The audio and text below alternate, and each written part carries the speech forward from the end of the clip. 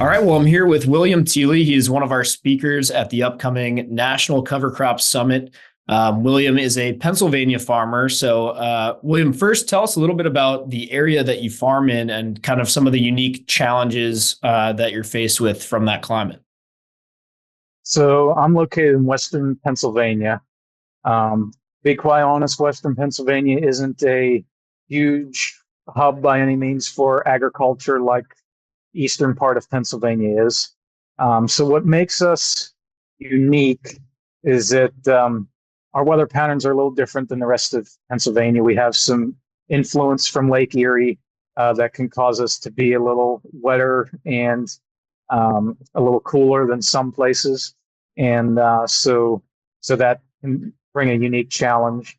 Another thing is our soils. We kind of have to use a Pittsburgh pun, we have a Heinz 57 of every little bit of soil known to man, I think, is in some of my fields here.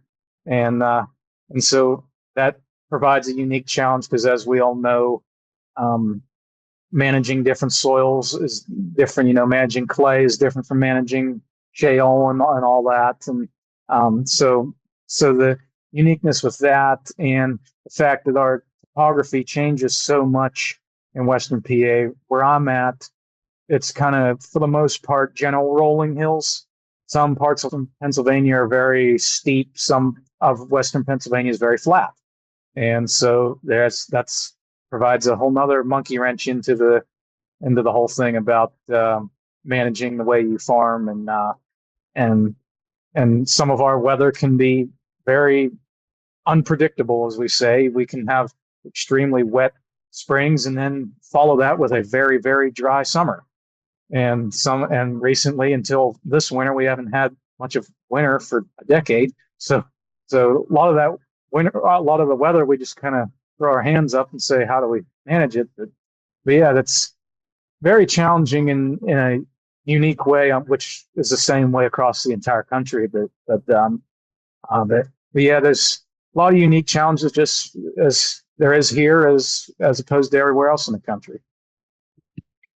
All right, and your presentation is going to be touching on a number of different things. One of the focus is cover crops as a forage. So I guess what's one or two main takeaways that attendees might learn if they sit in and watch your presentation?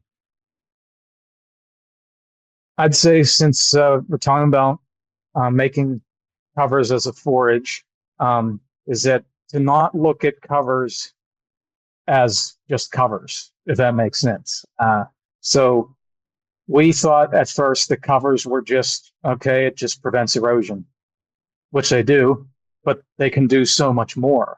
And so when we found out the covers can fix nitrogen and mine phosphorus, can all these things, and we thought, okay, there's a lot of benefit to this. And then after that, which you'll find in my presentation, that necessity is the mother of invention, that because we had to, that we saw the forage or the covers as a potential feed source. We consulted with our nutritionist, and he said, maybe you should try to use this as a forage. And we thought, I never thought of that. Cover crops are just cover crops, right? Well, they are, but they can also be used as a forage.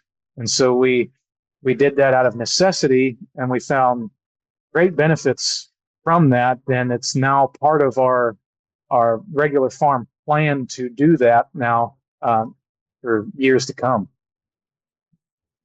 Fascinating stuff. Yes. So the summit this year, March 18th, 19th, and 20th. Be sure to register so you can hear more about what William's talking about, as well as several other great speakers and topics. So thanks a lot, William. We're looking forward to your presentation. Okay, thank you.